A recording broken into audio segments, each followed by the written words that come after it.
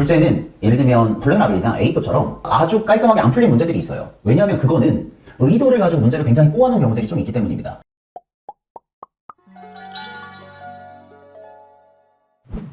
안녕하세요. 대치동 캐슬입니다. 오늘도 제 옆에는 김서른 선생님 계십니다. 안녕하세요. 네, 안녕하세요. 오늘 내용은 뭔가요? 수학 공부를 하다 보면 외울 것들이 정말 많잖아요. 그러면 가끔씩 그런 생각이 들어요. 수학이 암기 과목인가? 네. 선생님, 수학 암기하는 거 중요하죠? 네네. 되게 중요합니다. 이게 뭐라고 생각하면 되냐면 우리가 예를 들면 자전거를 탄다고 생각해요. 그럼 자전거 안장도 있고 페달도 있고 뭐 기어도 있고 뭐 예를 들면 앞등도 있고 뒷등도 있고 여러 가지 등들이 있을 거잖아요. 근데 예를 들면 자전거를 타는데 명칭들을 다 모른다고 생각을 하면 공부를 해야 되잖아요.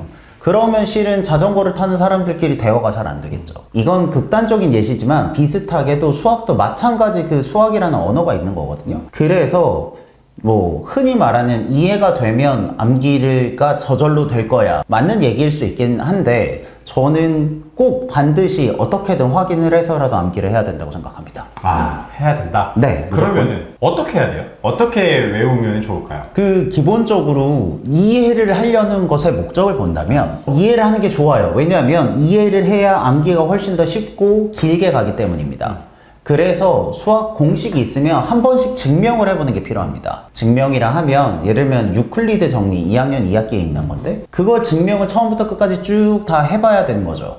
그래서 그 내용이 무엇인지를 최소한 알아야 됩니다. 네. 그리고 나서 알았다면 그것을 저희는 백지 개념 테스트를 보는데 백지에다 쓸 수 있을 정도로 빡빡 외우는 게 중요하다고 생각합니다. 그렇게 외우고 이해를 하면 문제 푸는데 분명히 도움이 되겠죠? 이게 어떻게 도움이 되냐면 제가 있는 학생의 실제 사례인데요. 원래는 100 중에서 개념이 20 정도였고 문제풀이를 80으로 할당을 했대요. 그러면 개념을 배울 때 시간이 적게 들으니까 시간을 세이브 하잖아요. 네. 문제는 뭐냐면 문제를 풀 때 오답이 많아요. 왜냐면 그 개념 정립이 잘 안 됐기 때문이죠. 네. 그래서 이 친구가 그 뒷과정이 시간이 되게 오래 걸리다가 이제 백지 개념 테스트하고 이런 거 다 외우잖아요. 네. 그러니까 이제 앞부분에 이제 22였던 게 40으로 올라가는 거죠. 그래서 이게 좀 번거로운데 문제를 풀어보니 예전보다 훨씬 더 오답이 적고 쏙쏙 풀리는 느낌이 있는 거죠. 그러니까 이 친구가 과제를 하는 시간이 결과적으로 적게 드는 거예요. 그래서 이 친구의 머릿속에 이제 설득이 된 거죠. 아, 개념을 똑바로 외우고 정리를 하는 것이 나의 과제를 하거나 수학 실력 늘리는데 도움이 된다. 이런 경우가 가장 이상적이고요. 올라가다 보면 이렇게 개념의 틀로 풀 수 있는 문제가 생각보다 되게 많고요. 더 어려운 문제들은 그래도 문제 바이 문제로 그 유형을 익혀야 되는 부분이 있어요. 그렇다고 해서 개념 틀을 안 짜놓으면 생각보다 문제를 풀 때 오답이라든지 그 유형 정리라든지 굉장히 어려운 부분들이 많습니다. 이런 말을 할 수도 있을 것 같아요. 백지 개념 나는 대치동 캐슬 안 다니니까 안 써봤는데 문제 잘 풀리던데 라고 생각하는 중학생들이 있을 수도 있을 것 같아요. 근데 이런 아이들 나중에 티 나지 않을까요? 저는 그게 티가 난다고 생각을 하는 게 지금 이런 과정들을 연습하는 건 고등학교 가서 고등과정에 가서 잘하려고 지금 하는 거잖아요. 아, 지금 당장이 아니라? 바꿔 얘기하면 개념 노트 안 만들어도 초등과정 저학년은 안 해도 되잖아요. 그렇죠. 그렇게 생각하면 안 해도 되지만 중등은 초등보다 개념이 훨씬 많거든요. 증명도 해야 되고 이것도 안 한다고 쳐요. 근데 심지어 시험도 잘 봤어요.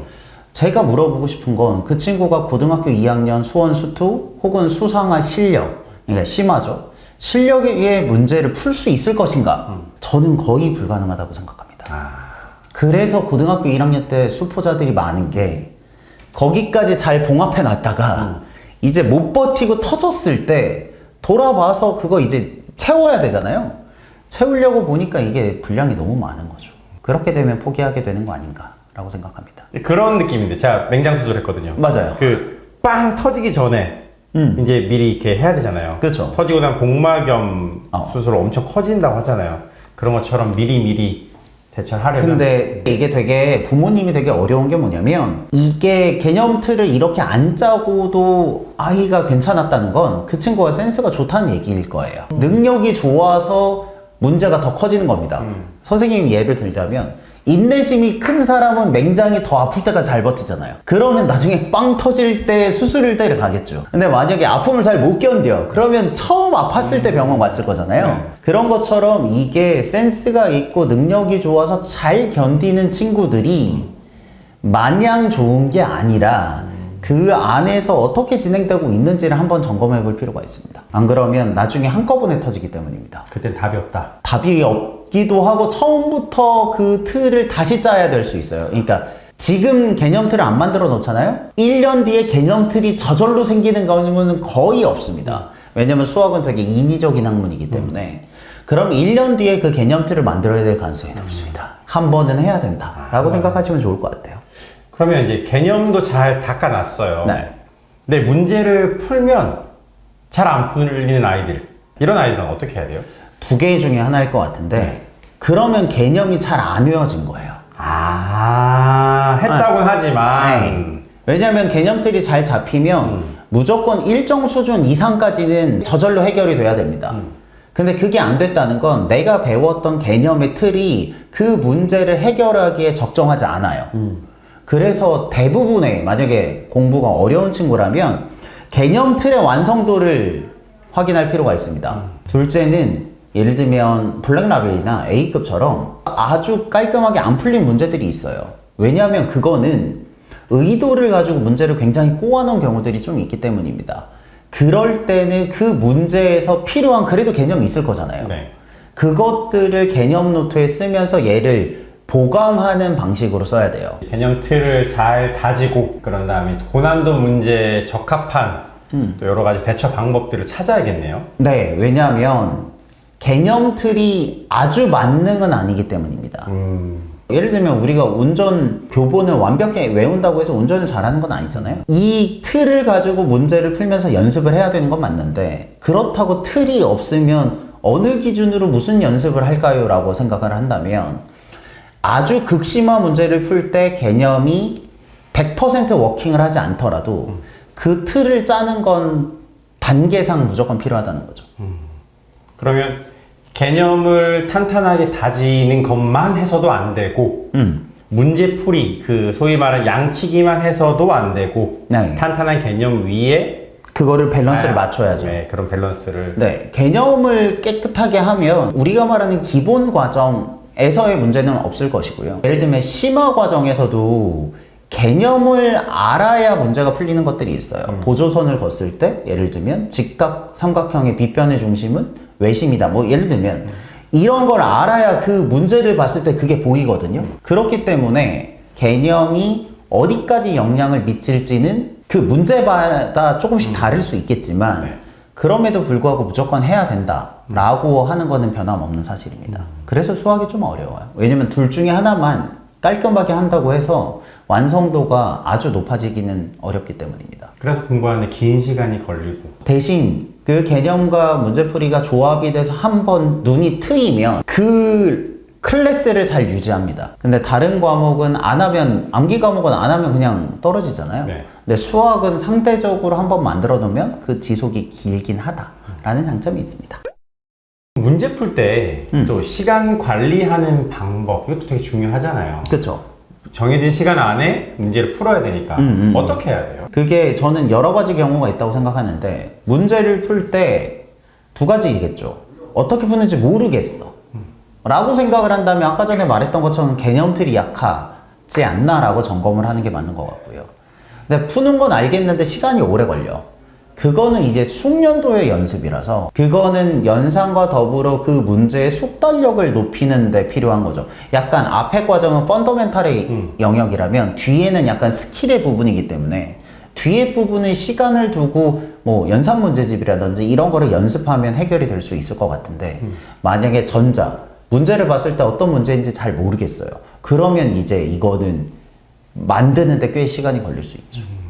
그럼 이제 시험장에서 아니면 시험지를 딱 받았을 때 할 수 네. 있는 방법, 뭐 구체적인 스킬 좀 알려주시면 좋겠어요. 저는 개인적으로 중학교 친구들 제가 내신을 할 때 가장 즐겨했던 건데요. 몇 번 시험을 보면 그 친구만의 타임 테이블을 짜야 돼요. 타임 테이블이 뭐냐면 시험을 보잖아요. 그러면 객관식과 주관식과 마킹 하는 시간이 필요하잖아요. 네. 검토하는 시간도 있죠. 그래서 이걸 시간을 자기한테 맞게 재야 되는 게 필요한 것 같아요. 그래서 저희는 어떻게 썼냐면 객관식 15분, 주관식 15분, 30분이죠. 객관식 검토 5분, 주관식 검토 5분, 그리고 마킹 5분이면 45분이거든요. 네. 그 머릿속에 테이블이 있으면 한결 마음이 편합니다. 그래서 내가 15분이 지났는데 어느 정도 객관식을 다 풀었어. 그럼 내가 이 스케줄에 비해서 잘 나가고 있잖아요. 네. 근데 만약에 내가 한 문제를 푸는데 너무 오래 걸려서 내가 15분이 지났는데 만약에 객관식을 한 3, 4문제 못 풀었어. 그럼 내가 늦는 거잖아요. 네. 그렇게 내신을 보면서 걸고 관리라는 건 실력이 약한 걸 한꺼번에 늘릴 수는 없고요. 근데 그 시간표를 보게 돼서 내가 어느 타이밍에 뭘 해야 될지에 대한 감이 있다면 그러면 한결 수월해지는 것 같습니다. 그래서 저희는 테스트를 가지고 몇 개를 돌리면서 너가 이거 몇 분 걸려? 객관식 푸는데 몇 분 걸려? 주관식 푸는데 몇 분 걸려? 검토는 몇 분이면 좋을 것 같아? 라고 해서 제가 말씀드린 그 틀에서 학생별로 조금씩 커스터마이징을 해요. 그래서 그 친구한테 맞는 스케줄을 보고 만약에 이게 시간이 지나가면 앞부분은 그냥 과감히 버리라고 해요. 그러면 그 별표 친 거 하나만 틀리면 되거든요. 네. 근데 걔를 잡다가 뒤가 날아가면 안 되죠. 그래서 제가 이 방법으로 60 몇 점이었던 친구가 90 몇 점 되는 것도 봤어요. 근데 그 친구는 실력이 모자랐던 친구는 아니고. 근데 시간 관리. 네, 시간 관리가 잘안 되고. 몰랐던 거네요. 그 친구가 민사고 가서 연세대 경제학과 갔죠. 근데 그런 친구들은 한두 달만 해도 확 좋아지는 경우가 있어요. 왜냐면 실력이 없는 게 아니라서. 실전처럼 뭐 시험 문제 많이 풀어본다. 단순히 많이 풀어보는 게 중요한 게 아니라 분석을 해야 되는 거네요. 의도를 가지고. 네, 의도를 가지고. 의도를 가지고 분석해야 되고요. 더 높은 친구들은 이제 그날 아침에 뭘 먹고 가면 좋을지. 이게 계속 내 몸을 가지고 테스트를 해야 되는 거예요. 우황청심원을 먹으면 좋을지, 바카스를 먹으면 좋을지, 커피가 나을지, 안 먹는 게 나을지, 초콜릿이 나을지, 이렇게 계속 내 몸을 가지고 어떨 때 내가 컨디션이 좋은지 세팅부터 시간 관리까지 이게 준비해서 무대에서 한번 짠 하는 거잖아요. 그 준비를 얼마큼 진지하게 하는가가 실은 그 친구 실력이랑 굉장히 비례한다라고 생각하셔도 될 것 같아요. 이런 생각 하실 수도 있을 것 같아요. 아니 무슨 중학교 내신 공부하는데 그렇게까지 해야 돼? 저는 실은 그런 것들을 고등학교 때 했었거든요. 왜냐하면 그 정시들은 수능 한번 보잖아요. 내가 수능 날 컨디션이 좋을지 안 좋을지 어떻게 알아요? 그러니까 모의고사를 통해서 계속 그런 연습을 하는 건데 중학교 시험이면 대신 요구 수준이 낮잖아요. 네. 하지만 이런 트라이를 해본 친구와 안 해본 친구는 그 친구가 고등학교 가서 시험을 대비하는 마음은 분명히 달라질 거라고 생각합니다. 그것도 요즘에 내신이 워낙 중요하니까. 그쵸. 그래서 이게 실은 내신이 저는 바람직하지는 않다고 생각해요. 뭐냐면 하나를 틀리면 잘못된 거예요. 실은 90점이나 95점이 되면 전 전교에서 손꼽히는 친구가 돼야 되는 게 맞다고 보거든요. 네. 그러니까 시험을 어렵게 해서 한두 개 실수를 해도 공부를 잘하는 친구가 높은 등급에 있어야 되는데 지금의 내신은 실은 한두 개를 미끄러져 버리면 네. 그 굉장히 그레이드가 낮아지는 구조이기 때문에 이런 실수를 안 하는 게임으로 조금 더 가기 때문에 이런 준비가 좀 더 필요하지 않나? 라는 생각이 듭니다.